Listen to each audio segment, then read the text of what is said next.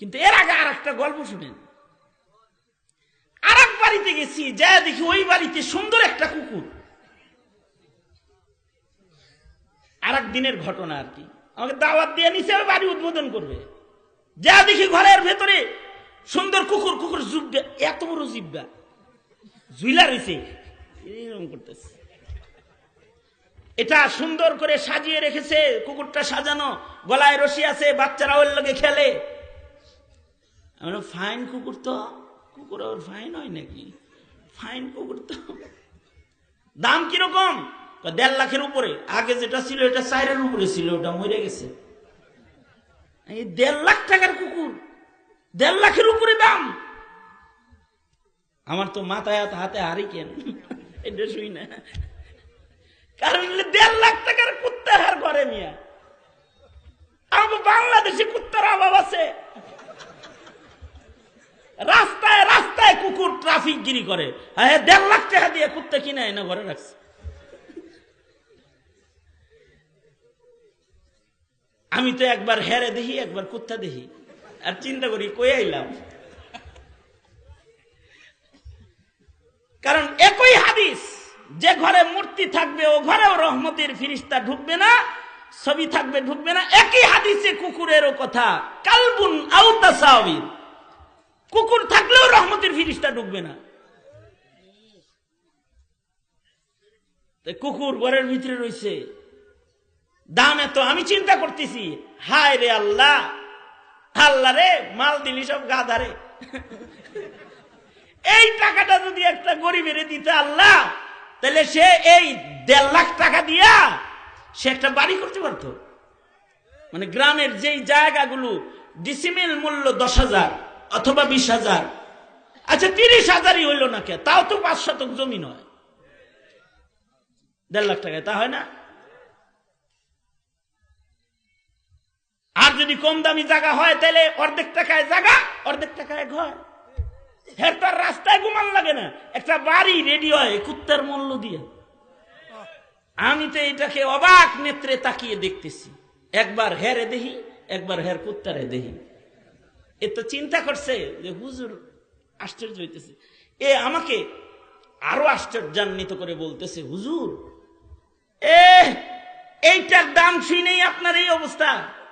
আর এইটার যে কসমেটিক্স আয়োজনটা আছে, ওইটার বক্সের মূল্য 14-15 হাজার টাকা। কসমেটিক্স আয়োজন বুঝছেন?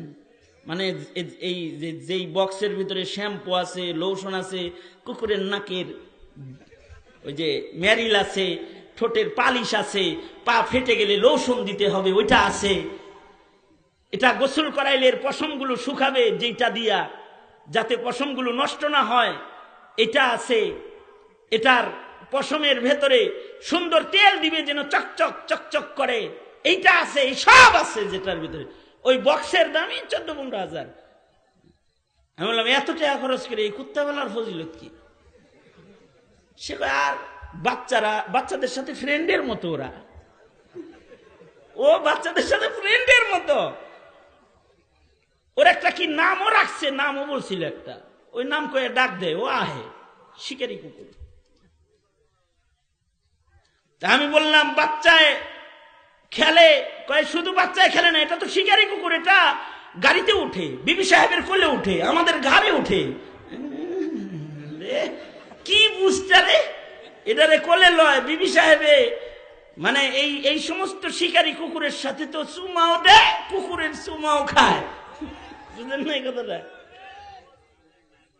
এর চাইতে সামনে যাওয়ার যোগ্যতা কোনো মৌলবীর নাই। এই পর্যন্ত যাওয়ার যোগ্যতা আছে, তাই এই পর্যন্ত গেলাম। চুমো খায়, চুমো লয়, অথচ কারে কোলে লইছে, কার চুমা খাইছে? যেই কুকুরের পশম ঘরে থাকলেও রহমতের ফিরিস্তা ঘরে প্রবেশ করে না। কুকুরের পশম ঘরে পড়ে থাকলে রহমতের ফিরিস্তা যায় না।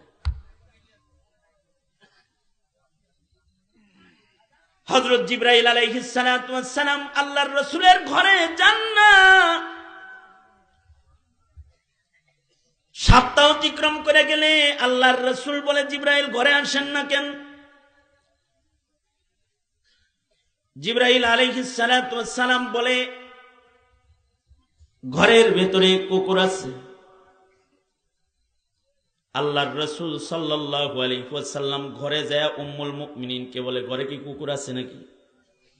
কুকুর আসছিল, ও তো গেছে গা 6 দিন আগে।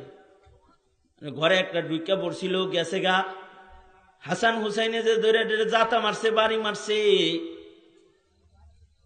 কুকুরের কিছু পশম ঘরের ভেতরে পড়ে আছে, এ কারণেই জিবরাইল ভিতরে ঢুকতেছে না। উম্মুল মুমিনিন আবার এই ঘরটাকে সুন্দর করে সাফ করছেন, এটার পশমটাকেও ঘর থেকে বাইর করছেন। তারপরে জিবরাইল ঘরের ভেতরে ঢুকছেন।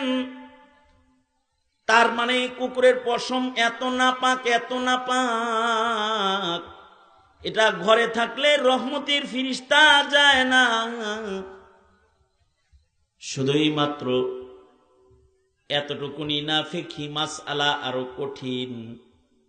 কুকুরের পশমের সাথে যদি ভিজা কাপড় ছোঁয়া লাগে, তাহলে ও কাপড় পরে নামাজ হবে না। অথবা শুকনা কাপড়ও যদি কুকুরের গায়ে লাগে আর কুকুরের গা যদি ভিজা থাকে, তাহলেও এই কাপড় পরেও নামাজ হবে না। ফকিহরা বলে এটা হলো এর পশম কত নাপাক আর এর মুখের লালা কিরম নাপাক। যদি কোনো বর্তনে মুখ লাগায় কুকুর কিছু খায়, তাহলে ওই বর্তন একবার ধুইলে চলে না। ফকিহরা কয় 7 বার ধুইতে হইব, মাটি দিয়ে ডইলে ডইলে ধুইতে হইব। আচ্ছা আপনারাই বলেন, যেই বর্তনে কুত্তায় মুখ লাগাইলে ওইটা 7 বার ধুইতে হয়, যার বউয়ের গালে কুত্তায় চুমা দিছে তার বউরে তো ওয়াশিং মেশিনে ঢুকায় রাখা দরকার 1-8 মাস। কিন্তু বুঝ খারাপ হয়ে গেছে তো কুকুর রে দিয়ে বউরে চুমা খাওয়াইছে, অথবা কুকুরকে নিজে চুমু দিছে, কুকুরকে গাড়ির ভেতরে তুলেছে। এই যে হারাম কামড়ে নিজের, এটা একটা গর্বের কাজ, অহংকারের কাজ মনে করতেছে। আমি দামি কুত্তা পালি, এইটা গর্বের কাজ মনে করতেছে। আর এতিমখানা বন্ধ করবার চাইতেছে। কিরকম হাইওয়ানের হাইওয়ান হইলে এতিমখানা বন্ধ করতে চাইছে না। অথচ কেউ যদি এতিম পালে, তাইলে আল্লাহর রাসূল বলেন এতিমের অভিভাবক আর আমি একসাথে আল্লাহর জান্নাতে থাকবো। বুঝ খারাপ হয়ে গেছে তো এবার এতিমের উপরে করছে হামলা, আর কুকুরে বানাইছে নিজের কাছের আপন ফ্রেন্ড, বন্ধু, চলাফেরার সাথী। এই যে হালালকে হারাম বানাইলো আর হারামকে হালাল বানাইলো, এটা বুঝ নষ্ট হওয়ার কারণে। এমন যখন উম্মতের মিল্লাতের বুঝ যখন নষ্ট হয়ে যাবে, আল্লাহ তাআলা তখন কিয়ামত দিয়ে দিবে।